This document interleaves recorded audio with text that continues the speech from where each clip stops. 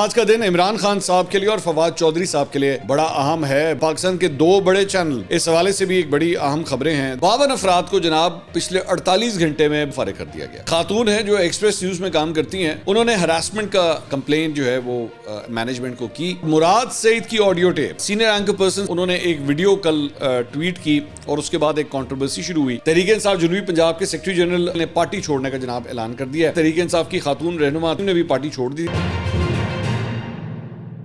السلام علیکم ناظرین، میں ہوں منصور علی خان، اپنے ڈیجیٹل چینل کے اوپر آپ کو خوش آمدید کہوں گا۔ ناظرین، آج کا دن عمران خان صاحب کے لیے اور فواد چودھری صاحب کے لیے بڑا اہم ہے۔ بڑے اہم فیصلے آج سنائے جانے ہیں۔ یہ کس چیز کے فیصلے ہیں، کیسز کیا ہیں، اس کی ساری ڈیٹیلز تھوڑی دیر میں آپ کے ساتھ شیئر کریں گے۔ اور پاکستان کے دو بڑے چینل بول نیوز اور ایکسپریس نیوز، اس حوالے سے بھی ایک بڑی اہم خبریں ہیں دونوں کے حوالے سے، اس کی ڈیٹیلز بھی آپ کے ساتھ شیئر کرنی ہے۔ اور مراد سعید کی آڈیو ٹیپ، یہ کہانی کیا ہے، اس کی ڈیٹیلز بھی اس ویلاگ میں آپ کے ساتھ شیئر کریں گے۔ تو اینڈ تک یہ ویڈیو ضرور دیکھیے گا تاکہ ساری خبریں آپ کو مل سکیں، اور اس سے ساتھ ہی ساتھ آپ سے ریکویسٹ ہے کہ چینل کو سبسکرائب ضرور کیجیے گا اگر آپ نے ابھی تک سبسکرائب نہیں کیا ہوا۔ 9 لاکھ سبسکرائبر سے صرف چند قدم دور ہیں ہم، اور آپ کی مدد درکار ہوگی اگر آپ نے ابھی تک سبسکرائب نہیں کیا ہوا۔ بیل آئیکن کو پریس کیجیے تاکہ نوٹیفیکیشنز آپ کو مل سکیں، اور اگر آپ کو ویڈیو پسند آئے تو لائک اور شیئر ضرور کیجیے گا۔ اور ساتھ ہی ساتھ نیچے واٹس ایپ چینل کا بھی ہم اپنا لنک دے رہے ہیں، آپ اس کو بھی جوائن کر سکتے ہیں۔ میڈیا سے ریلیٹڈ جو خبریں ہیں اس پہ میں تھوڑی دیر میں آتا ہوں۔ ذرا پہلے دیگر خبریں، ذرا معیشت کے حوالے سے بات کر لیں۔ کل پاکستان اسٹاک ایکسچینج نے جناب بڑا زبردست پرفارم کیا پھر سے۔ اب 63,000 پوائنٹس کی سطح بھی پاکستان اسٹاک ایکسچینج نے کراس کر لی ہے۔ 462 پوائنٹس اضافے کے ساتھ یہ تھوڑا سا نیچے آیا، 62,956 پوائنٹس کے اوپر جو ہے وہ یہ بند ہوا۔ لیکن جو ڈے ٹریڈنگ تھی اس دوران اس نے 63,000 کا بیریئر جو ہے وہ بھی توڑا تھا۔ اس کے علاوہ نیپرا نے جناب، جو بری خبر ہے، نیپرا نے بجلی کی قیمت میں 3 روپے 5 پیسے فی یونٹ مہنگے کرنے کا نوٹیفیکیشن جاری کر دیا ہے۔ اس میں کہا گیا ہے کہ بجلی اکتوبر کی جو فیول ایڈجسٹمنٹ ہے اس مد میں 3 روپے 5 پیسے جو ہے وہ مہنگی ہوئی ہے، اور بجلی کی قیمتوں میں 3 روپے 5 پیسے کا اضافہ دسمبر کے بلوں میں وصول ہوگا۔ سو اب جو آپ کو بلز آنے والے ہیں اس کے لیے تیاری پکڑ لیجئے، کیونکہ یہ جھٹکا آپ کو وہاں پہ لگنے والا ہے۔ اور اس کے ساتھ ہی ساتھ دوسرا جھٹکے کے لیے بھی تیار ہو جائیے۔ بجلی کے بعد گیس بھی مزید مہنگی کرنے کی تیاری کر لی گئی ہے، اور سوئی ندن نے گیس مزید 137.62% مہنگی کرنے کی درخواست اوگرا میں جمع کروا دی ہے۔ سوئی ندن گیس نے 1715 روپے فی MMBTU مہنگی کرنے کی جو ہے وہ گیس مہنگی کرنے کی درخواست کی ہے، اور یہ اضافہ 1 جولائی 2023 سے مانگا گیا ہے۔ اس درخواست میں 2023-2024 کی ریونیو ضروریات میں کمی کو پورا کرنے کے لیے جو ہے یہ پرائس انکریز لایا جا رہا ہے۔ اچھا جی، اب آ جائیں ذرا ڈنڈے کے اوپر۔ ڈنڈے کی خبر یہ ہے کہ FBR نے 7 لاکھ سے زائد نان فائلرز کو نوٹسز جاری کر دیے ہیں بلکہ۔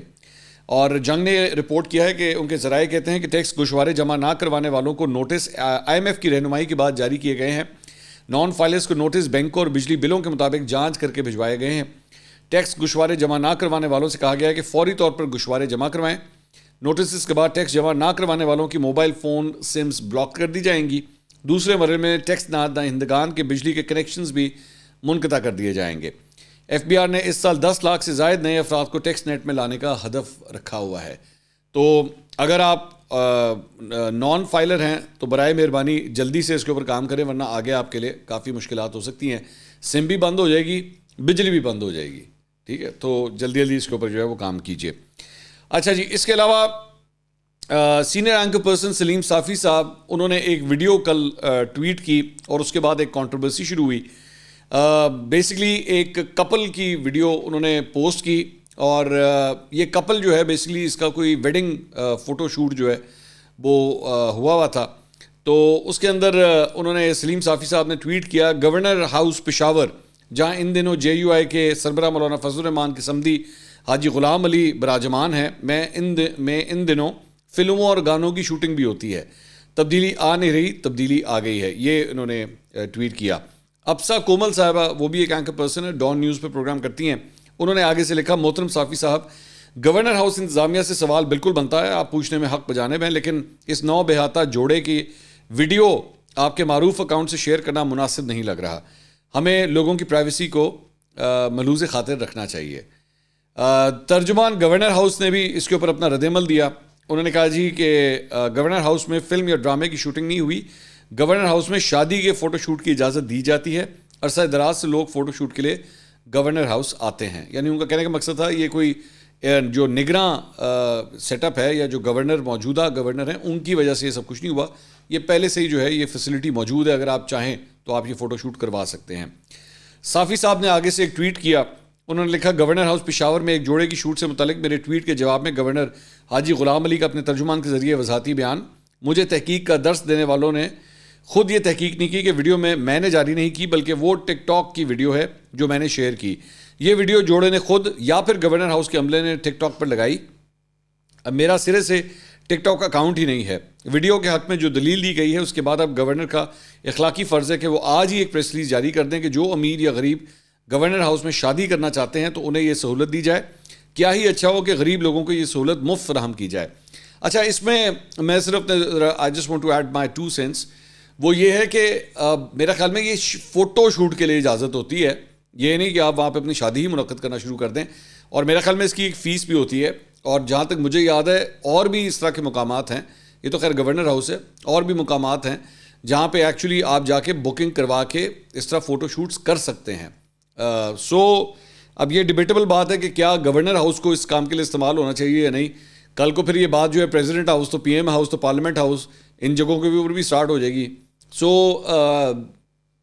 ہونا چاہیے کہ نہیں ہونا چاہیے, مطلب میں یہی کہوں گا ڈبیٹیبل. آپ اس پہ اگر اپنی رائے دینا چاہیں تو پلیز کامنٹ سیکشن میں آپ اپنی رائے دے سکتے ہیں, لیکن میرے خیال میں ایک ڈبیٹیبل پوائنٹ ہے, اس کے اوپر ڈبیٹ کی جا سکتی ہے. اور ویسے ضرورت ایک نقطہ ہے کہ مطلب گورنر ہاؤس کو اس کام کے لیے اب ضرورت پڑ گئی پیسوں کی کہ فوٹو شوٹ کے اوپر کرائے کے اوپر جو ہے وہ سیٹ دینا شروع کر دیں کہ آ جائیں جناب آپ ادھر آ کے شوٹ کر لیں. آئی ایم پریٹی شیور کہ آپ وائٹ ہاؤس میں جا کے اس طرح کا شادی کا اپنا فوٹو شوٹ نہیں کروا سکتے. سرے سے میرے خیال میں سب کے لیے بند ہو جانا چاہیے, ایز سمپل ایز دیٹ. اچھا جی, اب آ جائیں ذرا عمران خان صاحب اور فواد چودھری صاحب کے حوالے سے کہ آج کا دن ان کے لیے کیوں اہم ہے.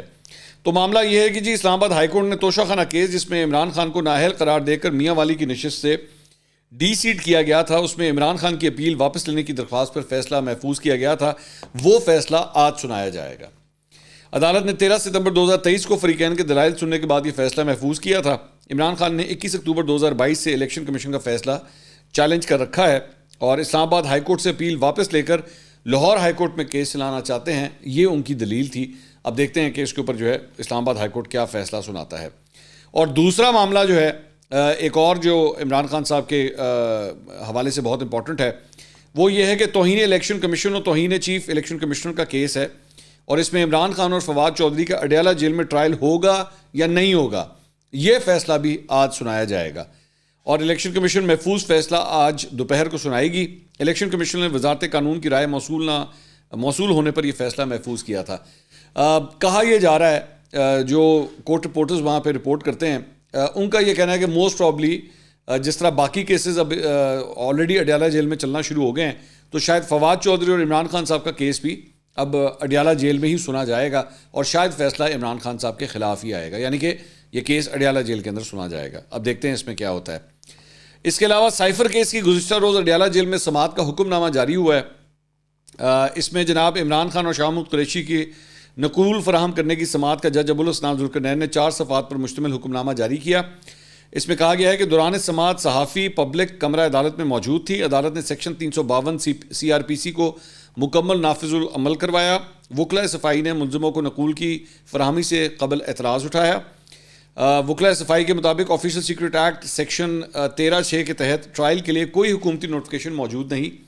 وکلاء صفائی نے کہا کہ نوٹیفیکیشن کی عدم موجودگی کے باعث خصوصی عدالت ٹرائل آگے نہیں چلا سکتی. جاری کیے گئے حکم نامے میں مزید کہا گیا کہ پروسیکیوشن نے کہا کہ ٹرائل کے حوالے سے سیکشن 13(6) میں لفظ ہو سکتا ہے درج ہے.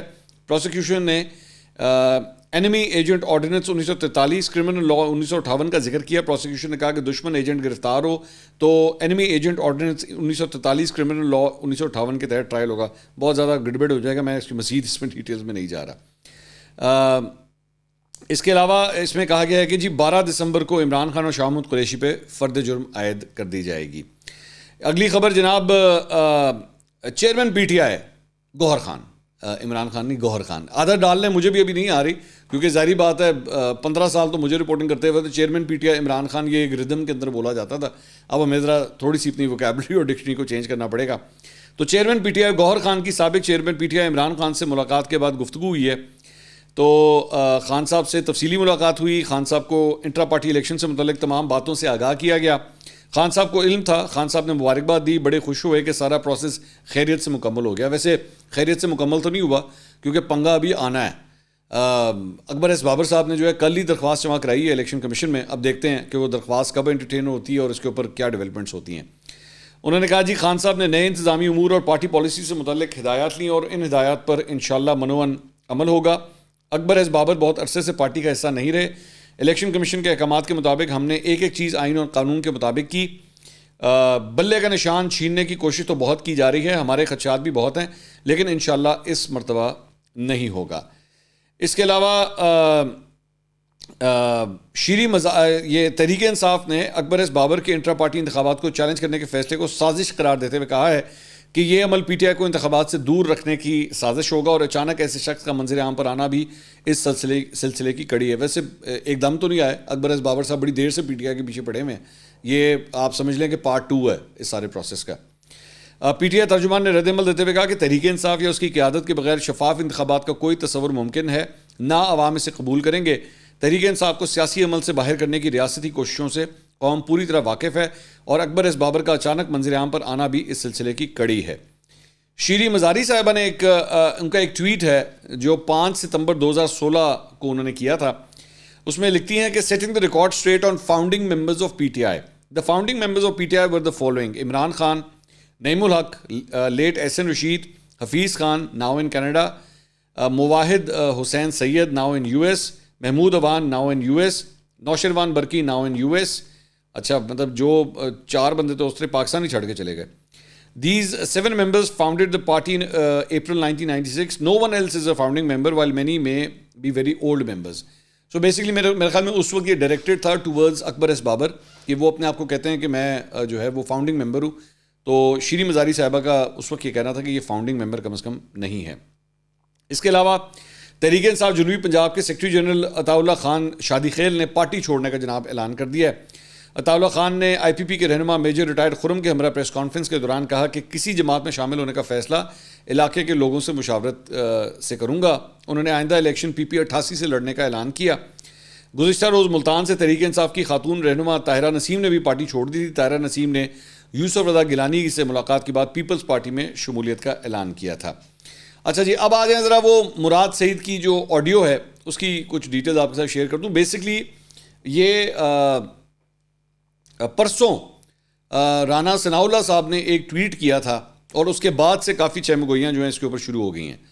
انہوں نے یہ ٹویٹ کیا کہ let me make myself clear, yes there are certain audio tapes involving P T I leaders including Murad Saeed that could expose their duplicitous faces and ulterior motives and if played they won't be able to face the public. اب رانا ثناء اللہ صاحب یہ فرما رہے ہیں کہ جناب مراد سعید کی بھی کوئی آڈیو ٹیپس ہیں اور اگر وہ منظر عام کے اوپر آ گئیں تو یہ لوگ جو ہے وہ پبلک کو منہ دکھانے کے قابل نہیں رہیں گے. اب رانا ثناء اللہ صاحب کی بات کو کیوں امپورٹنس دی جائے, میں وجہ بتاتا ہوں. اس کی وجہ یہ ہے کہ رانا ثناء اللہ صاحب جو ہیں وہ انٹیریئر منسٹر تھے. یہ 9 مئی اور یہ ساری چیزیں جب ہو رہی تھیں تو he was the interior minister, اور یہ جتنی بھی انٹیلیجنس ایجنسیز ہیں سویلین انٹیلیجنس دھیان سے سویلین انٹیلیجنس ایجنسیز جو تھیں وہ رانا صاحب کے انڈر آتی تھی. وہ جو عسکری انٹیلیجنس ایجنسی ہیں اس کے بارے میں تو سوچا بھی نہیں جا سکتا کہ کبھی وہ رانا صاحب کے انڈر آئیں. تو اس لیے ہو سکتا ہے کہ واقعی ان کے پاس کوئی ایسے ایویڈنسز اس وقت کے موجود ہوں جو کہ خطرناک ثابت ہو سکتے ہیں اگر تو کبھی یہ منظر عام پر آئے. وی ڈونٹ نو, یہ بھی ہو سکتا ہے کہ یہ ہوائی فائر ہو, اوبیسلی وی ڈونٹ نو, تو یہ تو وقت بتائے گا. اچھا جی, اب آ جائیں ذرا کچھ میڈیا کے حوالے سے جو 1-2 خبریں آپ کے ساتھ شیئر کرنی تھی. اچھا, ایک تو خبر ہے بول کی. Bol news is in a very very dire situation right now, کافی برے حالات ہیں اس کے, اور ہماری اطلاعات کے مطابق تقریباً 52 افراد کو 52 کوڈ بی مور آلسو, میں یہ انکنفرم نمبر ہے, یہ زیادہ بھی ہو سکتے ہیں, 52 افراد کو جناب پچھلے 48 گھنٹے میں بول نیوز سے فارغ کر دیا گیا, جس میں رپورٹر شامل ہیں, کیمرامین شامل ہیں, ڈی ایس این جی یہ جو وین ہوتی ہے جہاں سے لائیو بیسکلی ویڈیو فیڈ آتی ہے اس کے آپریٹرز شامل ہیں, اور اس کے علاوہ اور بھی مختلف ڈپارٹمنٹ سے جو ہیں وہ لوگ شامل ہیں. تو ان کو جو ہے وہ بیٹھے بٹھائے فارغ کر دیا گیا کہ جناب بہت شکریہ, آپ کو کل سے آنے کی ضرورت نہیں ہے, ہمیں آپ کی ضرورت نہیں ہے. تو مطلب یہاں تک سچویشن ہے کہ مجھے پتہ لگا کہ کوئٹہ کے اندر جو ہے وہ پورا کا پورا D S N G staff ہی فارغ کر دیا. ڈی ایس این جی موجود ہے, اب یہ بالکل اسی طرح ہے کہ آپ کے پاس بس موجود ہے لیکن آپ نے ڈرائیور کو فارغ کر دیا. تو اگر آپ نے ڈرائیور کو فارغ کر دیا اس کا مطلب ہے بس اب نہیں چلے گی.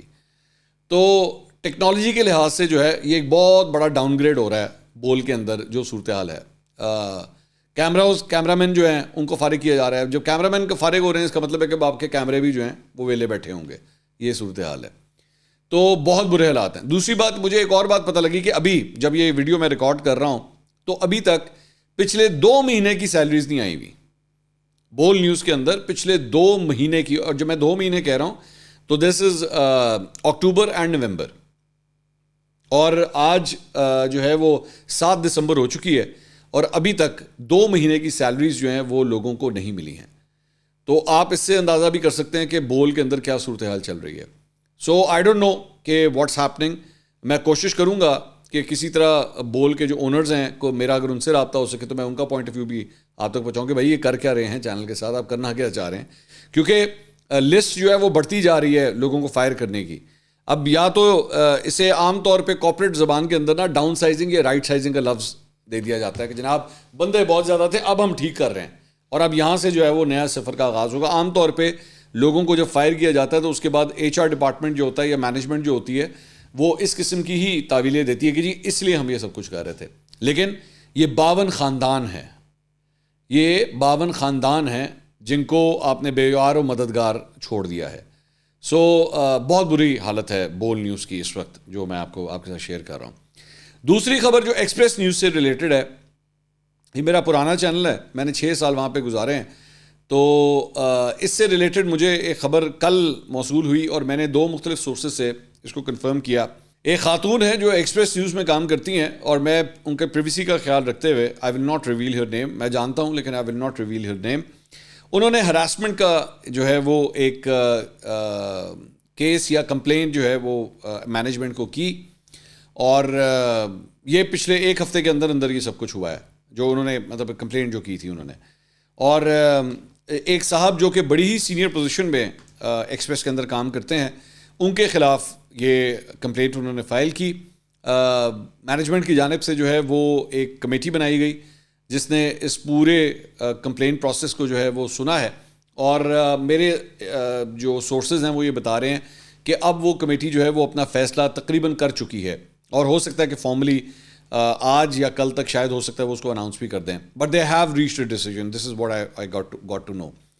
میں دونوں کے نام میں ابھی تک اس لیے نہیں لے رہا کیونکہ میں ان کی پریویسی کا خیال رکھنا چاہ رہا ہوں, خاص طور پہ خاتون کی پریویسی کا, کیونکہ اگر وہ اپنا نام ابھی تک نہیں اناؤنس کرنا چاہ رہی سو آئی ول ٹیک کیئر آف دیٹ.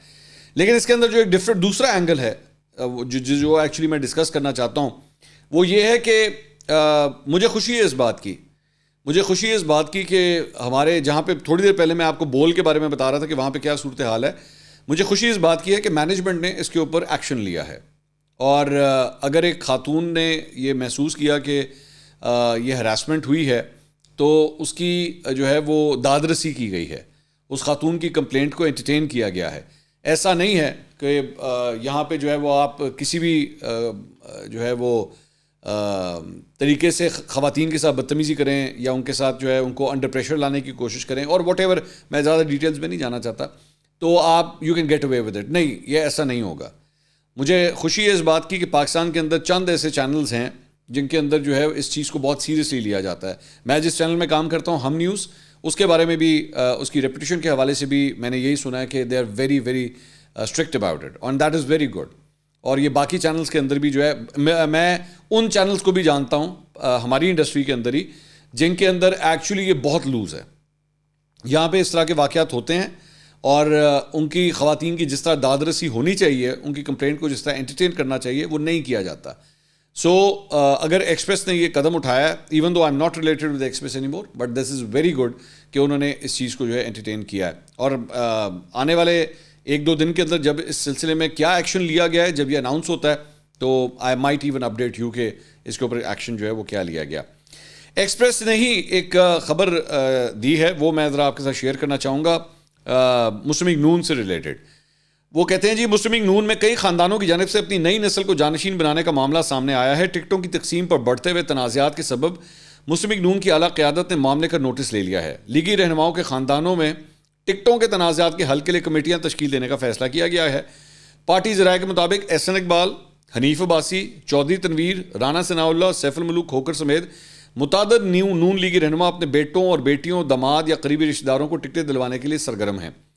کئی علاقوں میں ٹکٹیں لینے کے خواہش مند فریقین ناراض. کئی لیگی رہنما بیٹوں, بیٹیوں یا دیگر قریبی رشتہ داروں کو ٹکٹیں ملنے کی حتمی یقین دہانی نہ ملنے پر ناراض ہیں.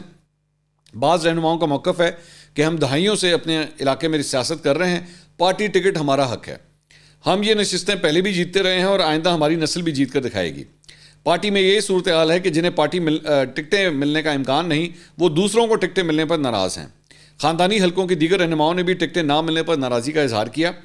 ناراض پارٹی رہنماؤں کا موقف ہے کہ ہم 35 برس سے پارٹی کے ساتھ کھڑے ہیں. اس پارٹی کو خاندانی سیاست کا شکار نہیں ہونے دیں گے. جن کو اپنے بچے سیاسی میدان میں اتارنے ہیں وہ اپنے ذاتی حلقوں میں شوق پورا کریں اور خود گھر بیٹھیں. ہم اپنے حلقوں میں ان کے بچوں کو الیکشن نہیں لڑنے دیں گے. یہ بھی ایک آئرنی ہے کہ خاندانی سیاست کے اوپر چلنے والی جماعت جو ہے اس کے اندر خاندانوں کا آپس میں گلا شکوہ چل رہا ہے کہ جی مینو بھی ہونا چاہیے, اپنے دھی واسطے اپنے پتر واسطے مینو بھی ٹکٹ چاہیے. یہی ہوتا ہے. جب ظاہری بات ہے اوپر لیڈرشپ ایسی بیٹھی ہو تو پھر نیچے بھی جو ہے وہ یہی صورتحال ہوگی. اگلی ویڈیو میں آپ سے دوبارہ ملاقات ہوگی. اللہ حافظ.